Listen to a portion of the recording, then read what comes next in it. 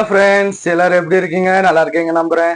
இந்த வீடியோல நம்ம என்ன பார்க்க போறோம்னா, நம்ம சப்ஸ்கிரைபர் கமெண்ட் பண்ணியிருக்காங்க. என்னன்னா, ப்ரோ தக்லைஃப் மூவி ரிவ்யூ போடுங்க ப்ரோ. ஆல்ரெடி நான் செஞ்சுட்டேன். வீடியோ ஸ்கிப் பண்ணாம ஃபுல் வீடியோ பாருங்க.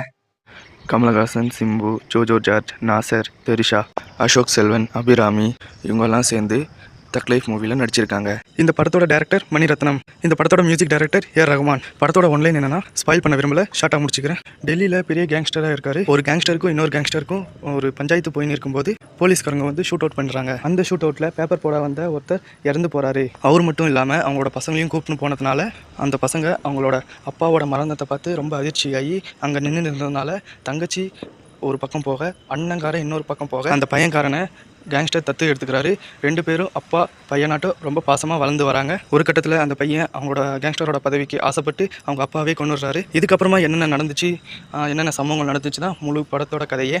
ப்ரோ ஸ்க்ரீன் பிளேலாம் எப்படி ப்ரோ இருக்குன்னு நீங்கள் கேட்டிங்கன்னா, ஃபர்ஸ்ட் ஆஃப் எல்லாம் லேக் தான். செகண்ட் ஆஃப் எல்லாம் சொல்லவே தேவையில்லை.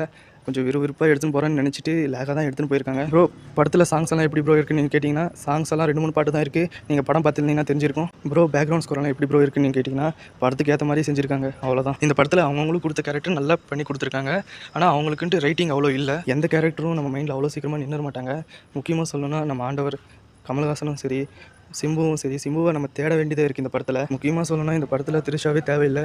எதுக்கு தான் இந்த படத்தில் கூப்பிட்டாங்களும் தெரில. ப்ரோ டேரக்டர் மெட்டீரியல் எதுனா இருக்கா ப்ரோ இந்த படத்தில் நீங்கள் கேட்டிங்கன்னா, அதெல்லாம் எதுவுமே இல்லை. ப்ரோ ஓவராலாக இந்த படம் பார்க்கலாமான்னு நீங்கள் கேட்டிங்கன்னா அது உங்களோட விருப்பம். இல்லை ப்ரோ இந்த படம் ஆல்ரெடி பார்த்தாச்சு நீங்கள் சொன்னீங்கன்னா, படம் எப்படி இருக்குன்னு மறக்காம கமெண்ட்டில் சொல்லுங்கள். இல்லை ப்ரோ படம் இதுக்கு மேலே தான் பார்க்க போகிறேன்னு நீங்கள் சொன்னீங்கன்னா, சரி படம் பார்த்துட்டு படம் எப்படி இருக்குன்னு மறக்காம கமெண்ட்டில் சொல்லுங்கள். அப்போ தான் மற்றவங்களை தெரிஞ்சுப்பாங்க. தக் லைஃப் மூவி ரிவ்யூ வீடியோ எப்படி இருக்குன்னு மறக்காம கமெண்ட்டில் சொல்லுங்கள்.